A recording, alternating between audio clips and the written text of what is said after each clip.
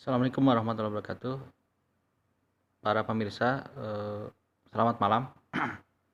Saya ucapkan selamat malam soalnya pada hari ini saya merekam video ini pada waktu malam hari ya. Sahabat, apabila video ini bermanfaat buat sahabat, saya persilahkan untuk like video ini, dan apabila sahabat yakin untuk berlangganan, silahkan subscribe akun saya. Namun bila tidak berkenan atau masih mempertimbangkan, saya tidak mempermasalahkan, silahkan, karena di YouTube kita tentu saja bebas memilih tayangan mana yang kita suka dan mana yang tidak. Pada hari ini saya ingin menyampaikan mengenai seorang sahabat Nabi Muhammad SAW yang bernama Abu Qilabah, atau yang bergelar Abu Qilabah, dan namanya sebenarnya Abdullah bin Zaid. Abdullah bin Zaid ini wafat pada tahun 104 Hijriah, dan berarti sangat panjang ya umurnya ya, sangat sepuh ya. Seperti kita ketahui bahwa seorang sahabat ialah seorang yang mengimani Nabi Muhammad SAW dan sampai akhir tetap mengimani beliau, dan pernah hidup di masa Nabi Muhammad SAW, pernah bergaul ya, pernah bercakap-cakap dan sebagainya. Jadi Abu Qilabah ini sangat lama umurnya ya. Jadi kita ketahui Nabi Muhammad SAW sendiri wafat pada tahun 632 Masehi, atau sama dengan 11 Hijriah. Sedangkan Abu Qilabah wafat pada tahun 104 Hijriah. Berarti beliau sangat lama hidupnya. Ada beberapa ucapan dari Abu Qilabah yang tentu sangat menginspirasi buat kehidupan kita. Dan kita yang dimaksud di sini adalah siapa saja, dari kalangan mana saja, yang kalau merenungi ucapan beliau, insya Allah ya akan termotivasi dalam kehidupan ini. Singkat saja, beberapa ucapan beliau yang kalau kita renungkan sangat menginspirasi ialah sebagai berikut. Pertama, tercantum dalam kitab Hilyatul Aulia, kutipan ucapan dari Abu Qilabah sebagai berikut.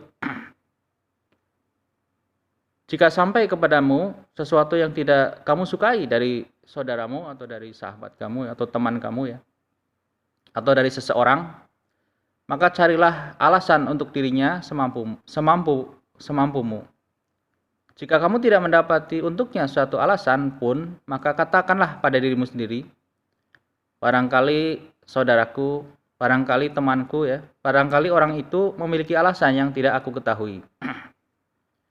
Untuk menjelaskan ucapan ini, kita bisa merenungi ya. Terkadang kita bertemu dengan teman, bertemu dengan sahabat, bertemu dengan kerabat, dengan keluarga dan sebagainya, dalam kondisi yang tidak kita suka ya.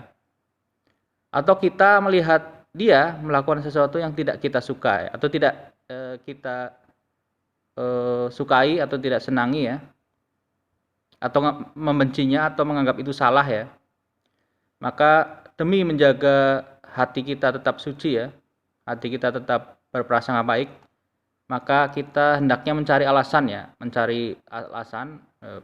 seperti misalnya kalau dia dalam kondisi judes atau apa dan sebagainya, mungkin kita bisa berpikir ya, barangkali dia sedang memikirkan sesuatu masalah yang penting sehingga tidak sempat untuk beramah tamah ya. Misalnya kita melihat seseorang di dekat rumah kita ya, atau di dekat rumah dia, kita lewat, ternyata orang itu langsung masuk ya, padahal dia teman kita misalnya. Kita bisa berpikir, oh barangkali dia berpakaian yang belum begitu rapi sehingga malu kalau kita jumpai, sehingga dia langsung masuk ke dalam rumah. Ini adalah satu cara bagaimana kita menjaga hati kita ya, agar tetap suci, tetap bersih dan sebagainya. Karena kalau kita menyangka-nyangka dan sebagainya yang bersifat negatif, mungkin sepertinya hal itu akan bisa mengarahkan kepada dosa ya. Kemudian ada hal lain yang disampaikan oleh Abu Qilabah dalam sebuah riwayat juga mengenai sifat bersyukur ya dalam berbagai kondisi ya. Ini bisa ditemui dalam beberapa kitab yang menjelaskan bahwa suatu hari beliau mengunjungi ya, Abu Kilabah ini menengok seseorang yang sakit ya. Orang yang sakit ini adalah orang yang jatuh dari atap dan kedua kakinya patah. Orang ini ada di Basrah ya, di Irak ya. Dan dia adalah seorang jenderal ya, seorang panglima ya, pasukan di bawah seorang gubernur yang bernama Ubaidullah bin Ziyad ya. Ketika menengok, Abu Kilabah berkata, saya berharap hal ini menjadi kebaikan bagimu. Orang yang ditengok itu, yang sakit itu berkata, kebaikan apa yang bisa diharapkan dalam keadaan patah kakiku ini, kedua kakiku ini? Abu Kilabah menjawab, anugerah atau kebaikan yang Allah berikan padamu masih dia sembunyikan. Dan dia akan menyatakannya lebih banyak dari itu. Singkat kata, 3 hari kemudian datang perintah dari atasan dari sang perwira atau jenderal itu, dari atasannya yang bernama Ubaidullah bin Ziyad, dan perintahnya adalah dia harus keluar rumah dan melakukan pembunuhan pada seseorang ya. Katakanlah di sini menurut riwayat adalah cucu Nabi Muhammad SAW, yaitu Husain bin Ali ya, yang pada waktu itu sudah berumur 57 tahunan. Kemudian sang perwira ini bertanya kepada kurir yang mengantar surat dari atasannya, dan dia berkata, wahai kurir, tidakkah engkau lihat keadaan saya? Saya sendiri seperti yang kamu lihat, saya sendiri dalam keadaan sakit. Bahkan di sana cacat ya, karena kakinya patah ya. Saya pikir saya tidak bisa keluar untuk melakukan perintah itu. Kemudian 7 hari kemudian sampailah kabar kepadanya bahwa Al-Husain bin Ali bin Abi Thalib, yaitu cucu Nabi Muhammad SAW, telah dibunuh oleh pasukan Ubaidullah bin Ziyad. Kemudian sang jenderal ini yang sakit dan tidak bisa keluar rumah itu berkata, mensyukuri keadaannya ya, yang sakit, sehingga dia tidak bisa melakukan perbuatan yang dosa ya, yang sangat besar dosanya, yaitu membunuh orang ya. Apalagi di sini orangnya adalah seorang cucu Nabi Muhammad SAW. Kemudian perwira ini berkata dalam bentuk doa ya, semoga Allah Ta'ala merahmati Abu Kilabah.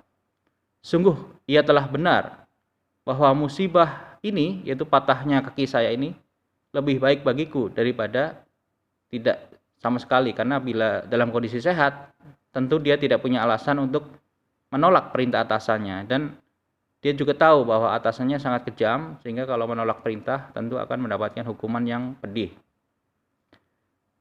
Kutipan ini saya ambil dari kitab Al-Mujalasah wa Jawahiril Ilmi karya Abu Bakar Ahmad bin Marwan. Dan insya Allah akan saya kutipkan linknya di dalam deskripsi video ini. Jadi luar biasa ya saudara-saudara. Di sini Abu Kilabah menyampaikan kepada kita mengenai kesabaran ya, dan mengenai syukur ya. Bagaimana dalam berbagai situasi kita mungkin susah ya mencari hikmah dari musibah yang mungkin kita alami ya. Ternyata kalau kita telusuri, ternyata ada kebaikan di dalamnya ya. Oleh karena itulah kita perlu berdoa ya, semoga kita dikaruniai taufik ya untuk selalu bersyukur dan untuk mendapatkan hikmah dari peristiwa-peristiwa tidak menyenangkan yang kita alami. Di sana pasti ada hikmah yang bisa menguatkan kerohanian kita, menguatkan iman kita. Sekian dari saya, semoga bermanfaat buat semua. Selamat malam. Wassalamualaikum warahmatullahi wabarakatuh.